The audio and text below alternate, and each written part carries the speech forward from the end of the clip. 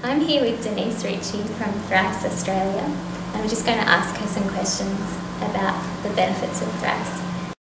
And Denyse, you've been involved in Thrass obviously for a long time. What do you see as the main benefits of Thrass? Well, I'm actually obviously one of the co-authors and co-developers of Thrass, and the one thing that I find as the main benefit is that Thrass is about us as parents and it's about teachers. Instead of what I had to do with my own children when they were little, and if I had my children come home with a word like was, I would go back to things like, well, that's a funny old word, you just have to learn that one. Now, you're very fortunate if you're a parent whose child takes a visual aspect and just does learn that word. But if they don't, what then happens with that child is they struggle all the way through their all the way through their school career. So for me, the best thing about Thrass is that as a teacher, I've got a tool that I can use. As a parent, I've got a tool that I can use to say to my children, today we're going to do the word was.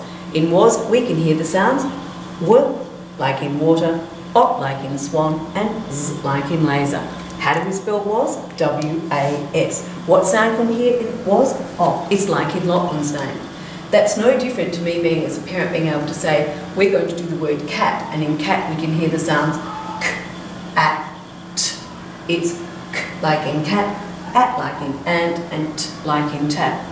For the first time as a teacher, I don't have to stand there and say, that's another funny old word, I can't explain it to you.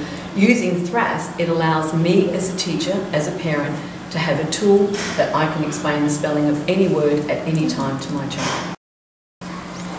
Well, basically, from a parent's point of view, one of the things that Thrass does, it doesn't hold all the children in one group. If I've got a child who's able to read and write, I can actually extend them from the time that they start school. If I've got a child who needs more of understanding about letters and sounds, I can work with that child, and I can actually work with them within the same room. So having a Thrass chart in your room allows me as a parent, or allows our teacher, that if a child's away for a day, if a child's away for a week, this is going to be still in that classroom, and what it's going to mean that that child is able to revise what wasn't here. It's also, if my name is Philip, I don't want Philip to have to wait until year 3 until we're going to deal with the F sound at the beginning of his name. We should be able to deal with him from year 1 or prep when he first comes to school. So that if Philip's mum and dad want to take him down to the local pharmacy and he sees words like photo and phone, we can actually link that to Philip's name.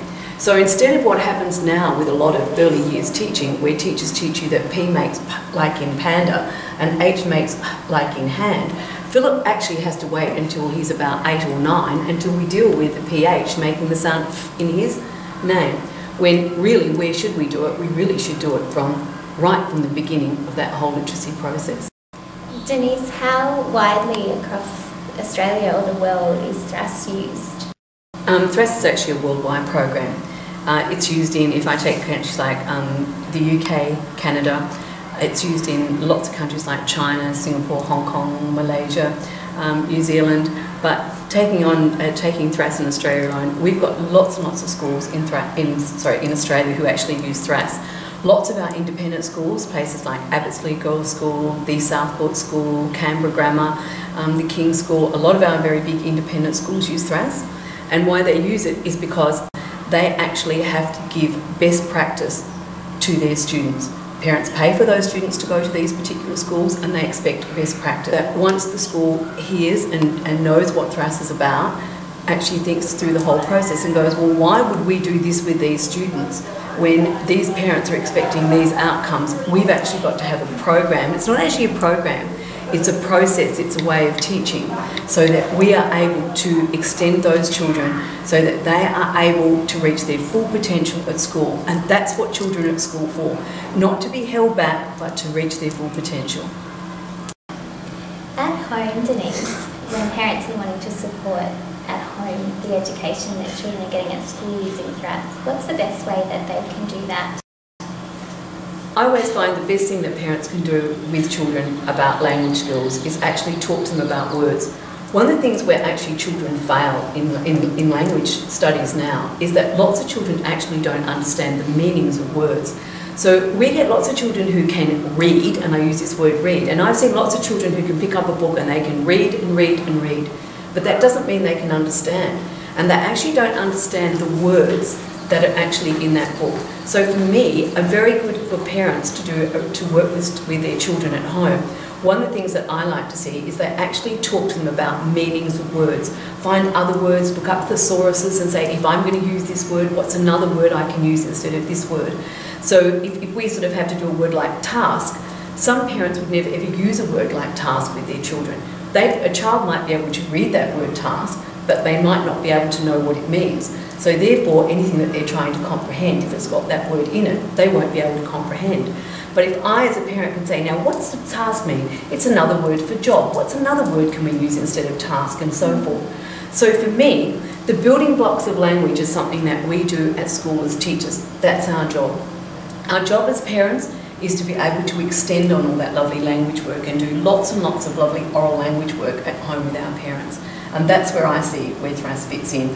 For me, with our little ones, I want to see my little tiny ones, like I'm talking about my own grandchild, saying things like, can you tell me what a watch is? Well, it's something that you wear, Nana, that tells the time, that I can look at it, and it's got hands, and the hands go around, and you can have different types of watches. You can have a digital clock, you can have a digital watch, you can have a chronological watch, you can have an analogue watch, and so forth. So I can start to use all that lovely word study rather than let's get into spelling choices. Let's actually get into language with our children at home.